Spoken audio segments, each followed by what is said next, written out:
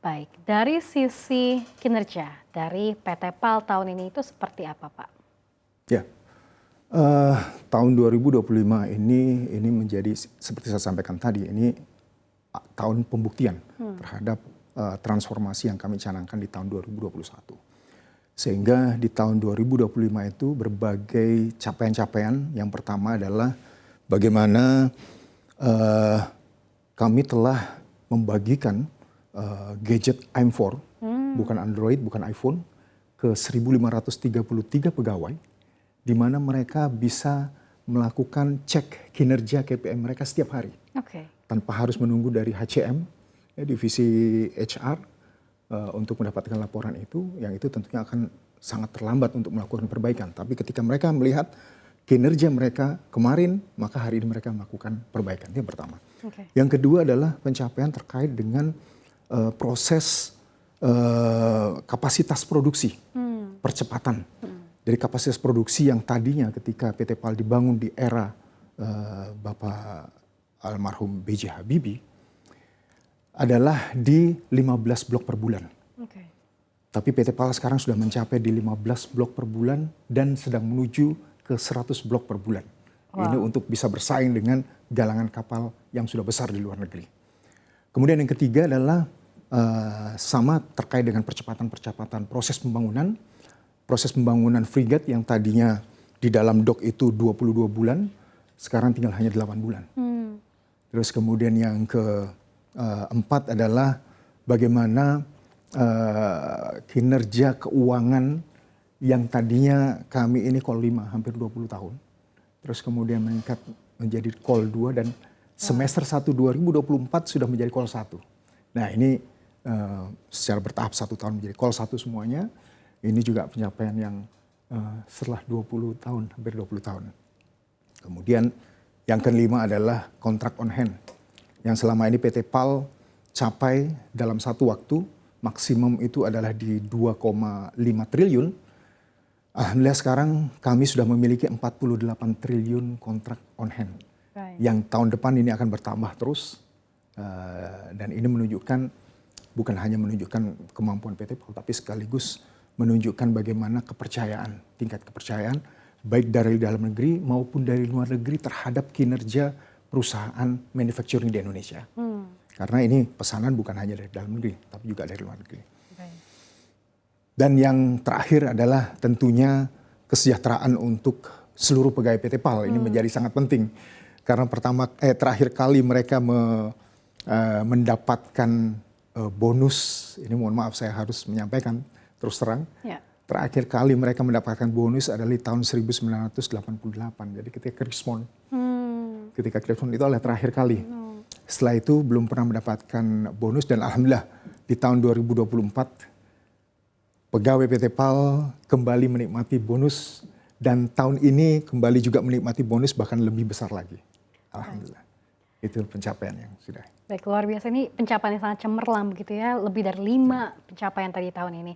Mulai dari tadi membuat gadget sendiri untuk para karyawan, meningkatkan produktivitas mereka, kinerja keuangan ataupun profit yang memang lebih baik lagi, hingga tadi produksi kapal, galangan kapal yang memang sudah meningkat jauh di tahun ini. Mungkin rahasianya apa Pak, kuncinya? Rahasianya adalah perubahan mindset dari seluruh pegawai PT PAL. Kalau pegawai PT PAL di awal-awal dulu saya masuk, di PT PAL tahun 2021, saya selalu sampaikan kepada mereka. Ini sering saya sampaikan di berbagai tempat. Saya sampaikan kepada mereka bahwa kalian ini adalah gajah.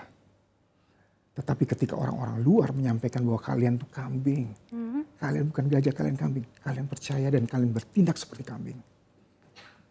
Maka transformasi yang paling awal adalah mengubah mindset itu dan mengubah culture kerja. Yang dengan seperti itu, ketika mindset bahwa tidak lagi inferior, tetapi ada rasa percaya diri dan sebagainya, maka kepercayaan dari luar juga akan datang dengan sendirinya. Melihat perbaikan mindset dan perbaikan budaya. Dan berikutnya adalah ketika rasa percaya diri muncul, maka daya inovasi, kemungkinan daya kreasi dan sebagainya itu akan otomatis muncul. Nah ini yang terjadi di PT PAL saat ini. Baik, transformasi mindset dahulu begitu ya Pak, dan mengikuti tuh yang lainnya, percaya Ya, dirinya dan betul. yang lainnya, produktivitas terutama. Baik, tadi kan Bapak sempat sampaikan Anda sudah securing puluhan kontrak untuk tahun ini bahkan hingga tahun-tahun selanjutnya. Ini berarti kan memang adanya kerjasama yang baik dengan pihak luar. Ya. Seperti apa sih Pak PT PAL ini memandang pentingnya kerjasama strategis dengan pihak luar dalam pengembangan industri maritim, konektivitas dan juga transfer teknologi? Ya, kita juga harus akui bahwa dalam masa-masa awal seperti ini tentunya tidak 100% teknologi kita kuasai. Kita juga masih bekerja sama dengan perusahaan-perusahaan luar untuk transfer teknologi untuk produk-produk yang memang ke depan akan kita kembangkan secara baru.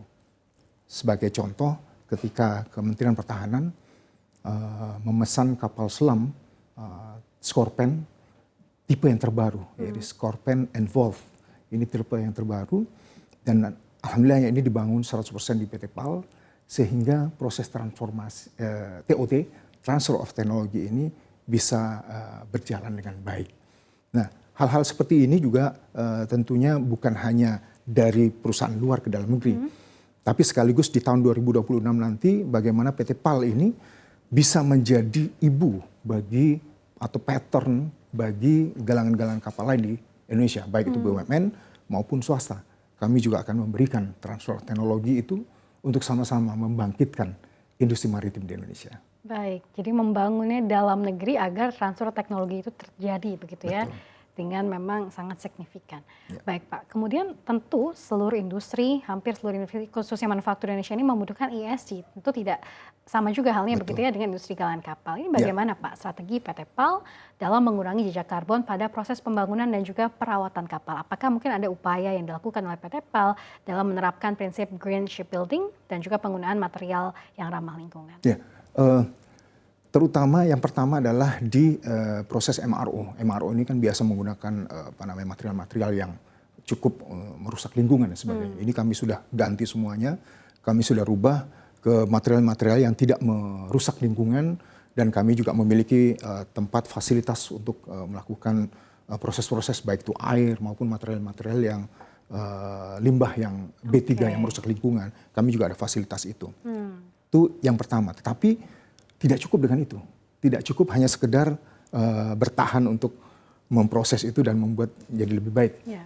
Tapi yang utama adalah bagaimana kita melakukan inovasi-inovasi yang menghasilkan produk-produk yang memang dari awal sudah friendly terhadap lingkungan. Oke. Kami sudah membangun bekerja sama dengan PLN dan BRIN untuk membangun pembangkit listrik arus laut. Oke. Dan satu lagi bahwa kapal selam otonomos yang kami bangun ini kan bisa bertahan berbulan-bulan di choke point yang nanti ditugaskan di koordinator-koordinator tentu. Mereka bisa bertugas standby di sana, memantau semua kondisi keadaan berbulan-bulan. Ini kami menggunakan energi arus bawah laut. Untuk bisa terus mencharging baterainya sehingga terus bisa bertahan berbulan-bulan, kecuali satu memang harus dibersihkan dari tritip.